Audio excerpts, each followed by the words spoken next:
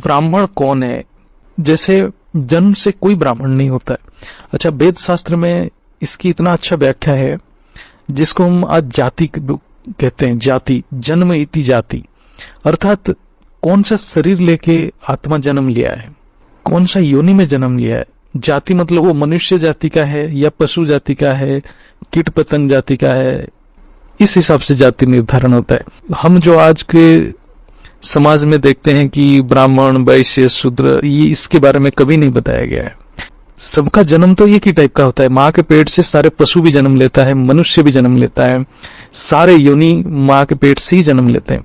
इससे ब्राह्मण नहीं बन जाते हैं कोई माँ के पेट से जन्म लेके।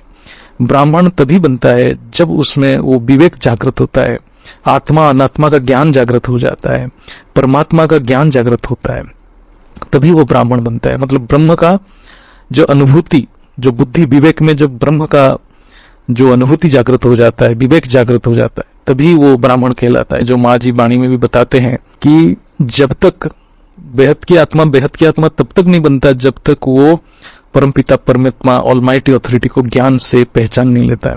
और ज्ञान से पहचानना मतलब तीनों रूप को जानना, साकारी, आकारी और निराकारी को जानना, तब वो ब्राह्मण बनता है, तब ब्रह्म का आचरण करने लग जाता है। और ऐसा नहीं है कि वो जैसे जान लिया तो ब्राह्मण बन गया, ऐसा नहीं है। वो ब्राह्मण बनने का प्रक्रिया स्टार्ट हो गया कि तीनों स्टेज रहता है ज्ञान का, जानना, मानना, करना। आप किसी आत्मा ने जान लिया लेकिन वो मान नहीं रहा है तो उसका ज्ञान पूरा नहीं हो रहा है। कोई ज्ञान को सुन रहा है लेकिन बाप को, साकार रूप को पहचान नहीं पा रहा है तो वो मान नहीं रहा है तो उसका ज्ञान नहीं हो रहा है। फिर मान लेना, मानना मतलब ज्ञान की अनुभूति करके जब मान लेता है, आत्मा स्वीकार करता है कि यही कल्याणकारी है, जो मेरे आत्मा का कल्याण करेगा, यही ज्ञान और यही बाप, यहीं से मुझे पावर मिलेगा और कल्याण होगा मेरा, मान लिया वो, तब उसकी ज्ञान पूरा हो गया। फिर करना मतलब उसको पुरुषार्थ करना पड़ेगा, रोज योग करना पड़ेगा, योग की अभ्यास करना पड़ेगा। करने में बहुत आत्माओं को कठिनाई होती है।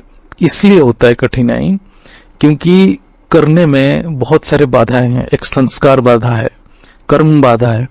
जब ये संस्कार और कर्म को ओवरकम करता है, मतलब उससे ऊपर आता है, तभी वो पुरुषार्थ निर्द्वंद, निश्चय बुद्धि, एकाग्र मन से कर पाता है।